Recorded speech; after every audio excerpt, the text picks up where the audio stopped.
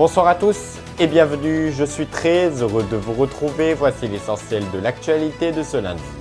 Et nous avons appris il y a quelques heures via un communiqué que le corps d'Agathe Hilarey a été retrouvé. Cette joggeuse avait été portée disparue depuis le 10 avril dernier alors qu'elle était partie faire un footing. À ce stade, l'enquête se poursuit. S'agit-il d'un meurtre ou d'un simple accident? Nous en saurons sans doute davantage dans les prochains jours. Dans l'actualité également, les intempéries qui ont frappé une grande partie du pays. Ce week-end, les grêlons de la taille de balles de ping-pong se sont abattus sur la capitale parisienne. Les températures ont eux directement chuté à la vitesse de l'éclair. Un retour des fortes chaleurs est toutefois prévu et c'est une très bonne nouvelle d'ici la fin de semaine. Voici les images de ce phénomène météorologique dans cet extrait.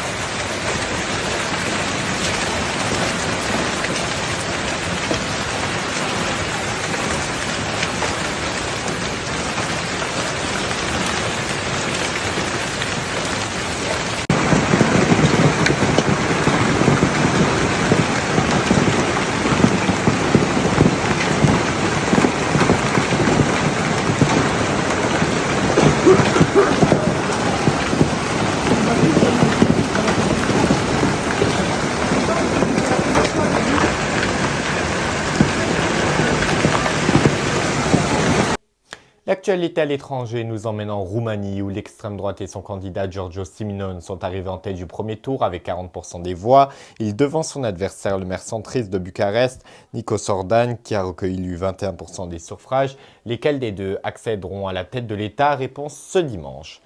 Le 2 et 3 mai 2025, ils étaient 160 000. C'est plus d'humains que dans ta ville. C'est plus d'humains que dans ta ville. Et oui, vous l'avez compris, le rappeur Ninho, très apprécié par la jeune génération, a rassemblé une foule impressionnante au Stade de France. Un rêve devenu réalité et un pari réussi pour l'artiste qui rejoint ainsi les plus grands à s'être produits là-bas, comme Johnny Hallyday, Mylène Farmer ou plus récemment Juju Joule. Parmi eux qui se sont produits sur cette scène fabuleuse. Vivement le prochain concert et j'espère que cette fois-ci j'aurai mes places à mon. Allez, si vous le voulez bien, restons un instant dans l'univers de la musique car ce samedi a eu lieu la finale de The Voice sur TF1 présentée par Nikos Aliagas. Une soirée marquée par la victoire du groupe Haïl Sellol qui offre à leur coach Florent Pagny son 6e trophée, le prestigieux Maestro Florent. Une victoire d'autant plus symbolique parce que le groupe n'était pas un au départ. Il s'agissait seulement de 3 seuls candidats qui se sont transformés en groupe sur suggestion de Florent Pagny au cours de la saison. Un grand bravo à eux 3 pour leur parcours tout à fait exceptionnel. Et juste avant de nous quitter, je souhaitais vous donner ce rendez-vous, le premier ce jeudi dès 20h sur IA1. Je vous retrouverai pour une édition spéciale du journal de 20h consacrée aux commémorations du 8 mai 1945. Il y a 80 ans, jour pour jour, les Alliés mettaient fin à l'Allemagne nazie d'Adolf Hitler. Un moment d'histoire à ne surtout pas manquer sur IA1. Et un dernier rendez-vous à ne surtout pas manquer, celui-là aussi.